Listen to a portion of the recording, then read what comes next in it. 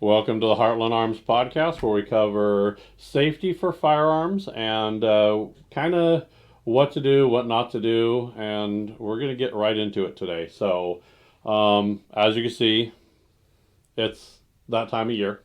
So, Merry Christmas, first and foremost. It's coming. And this time of year is kind of, I've changed things out.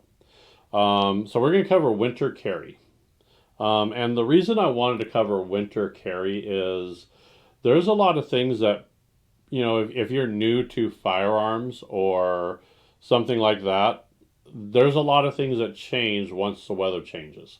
If you're in a nice weather area, so if you're down in Florida, um, this I suggest just sit back, grab some popcorn, and laugh at us people in the Middle East and Northwest or North Midwest area, because it gets cold here, and we sometimes have to wear. I mean, it gets damn right chilly. So that changes a lot, and you people, some of you people in California or Texas or something like that, you guys don't know that you know this is I'm good here, right?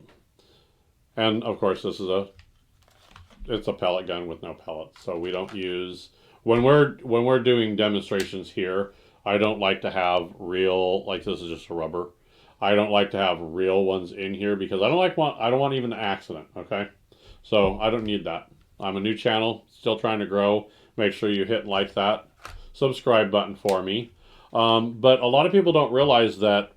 I will tell you, the first time you grab your firearm, um, and it's cold outside, and it's pretty chilly, you're like, ooh, I need gloves. And if you get big, thick winter gloves, sometimes you have to, that glove is going to cause problems. So let's go to the overhead here. So you see, there's not much room in here. All right, there's not much room at all in there. So when you're wearing gloves, that's less room. So go when you're going and getting shopping for gloves, you might want to just get like some nice good leather thinner gloves when you're shooting. And I've actually seen people have their if they're going out, they'll have some thicker gloves. If they're not carrying, they'll have different gloves. It's one of those things that gloves in winter is kind of a staple here, and that's something that you have to kind of keep in mind too. Also, what happens is a lot of times now you're wearing big, heavy, thicker jackets. And that is going to change if you find yourself in a situation where you have to draw. Your draw is going to be different because now you're wearing layers of clothes, right? So when I have this gun on my hip and I'm trying to pull, I've got a big winter heavy coat on, and then you have another jacket underneath it. If it's still semi warm, we have the what I call the two jacket system here. It's just warm enough that in the morning it's cold enough to wear a big jacket. In the evening you need a thin jacket, and in the afternoon you don't need any jacket. So in the afternoon you're like, oh, I can take off my jacket. That matters, whether to depends on what you're carrying, what you're going to need to do. So keep that in mind when you go through that. Now the grip, when you're handling a firearm, and your grip with gloves are going to be different. You're you know it's going to you may not be able to feel like you would with just your bare finger. And a lot of people, that's something I would recommend practice. Get your glove out, get used to feeling where the trigger is, where things are, racking your firearm with gloves. There's a lot of stuff that you would want to do in winter practicing with your firearm that you're going to have to do with gloves on. And you have to make sure that, oh, let me go get these. Yeah, no, these gloves, they just slip around. they don't fit just right. So when I go to rack this, it doesn't want to go, or you know they're a little long. So when I'm doing this, it's getting caught here, and then it's causing me to flick it in, which could be dangerous. So always kind of pay attention to what you're dealing with there. If you don't wear gloves, even in winter, then you're I have to. I don't like the cold. So that's kind of what it is. You also got to understand that in winter, it's cold. There's snow. It could be precipitation. There's all kinds of stuff. So you have to keep an idea of your firearm because there's some condensation. There's going to be some wetness.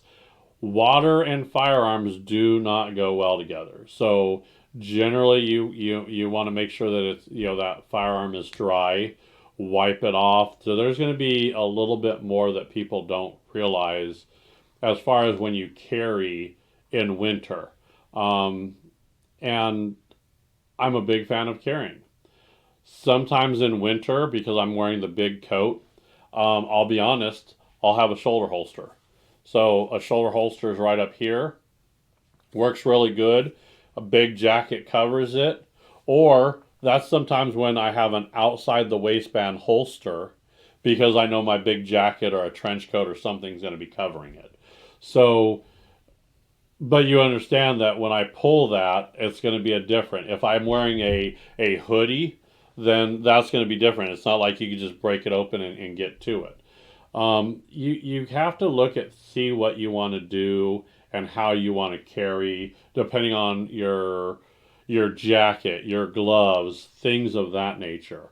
I have an ankle holster. I would never even think about wearing that in winter, only because ground could have a foot or two of snow, not good for a firearm. Generally, if you're wearing big, bulky, and layers of equipment, bending around is not as easy as you would think when you're trying to get to a firearm. And then I'm gonna try and get bend down, and just a nightmare. So certain things could be outside of the box when you're going through there. Now, some places will offer training for these kind of situations. There's cold weather training range sessions. Get you used to shooting. I know some of them are outdoors, some are in. They also have winter carry workshops that will cover a lot of stuff that we talk about here.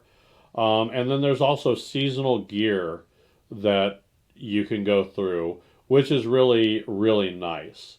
I would also recommend, if you're going to winter carry, depending what you have, if it's a revolver, an accessory that hopefully Santa already brought you, or is going to be a speed loader, because with gloves and trying to fumble around with a round is going to be hard. Extra magazines, that's going to be a good thing. I don't want to drop this magazine, and so when I go through here, I drop my magazine, and then with gloves on, I've got to find bullets to reload. So that's and where are you going to carry it? You carry it in your pocket. If it's in your pants pocket, and you have a big jacket, do you have to fumble around for it? You got to think, when you're going through this, you got to be safe. You got to be fast, because if you need it, it's going to happen very quickly. So you have to be able to get access to this fairly quickly, because if not, that could mean life or death. So keep that in mind when you're going through all these. Also, practice, practice, practice. Always make sure, throw on your winter coat, throw on your gloves, practice drawing your firearm, practice dropping a magazine and putting another one. Don't do it with any live ammo around. When you're practicing, you should not be practicing with live ammo. But that doesn't mean you can't get something like this and practice pulling with gloves, your jacket, that stuff on, and see where it's at. Practice with gloves, dropping that magazine, and then sliding the new one in. Practice what you're going to be doing in winter so you're prepared for it.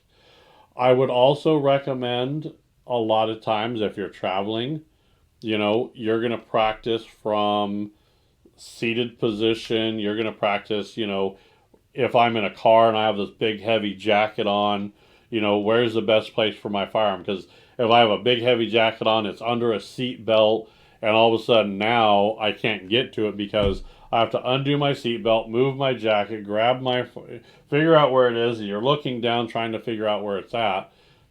Too late. That could be something where you say, you know what, winter carry, I'm going to get one of those mounts for my vehicle so I could mount it in the car. That way I don't have to worry about it. So it's right there. And if I'm getting out of the car, well, then that's where I'm going to either leave it there or I'm going to pull it off and safely put it away.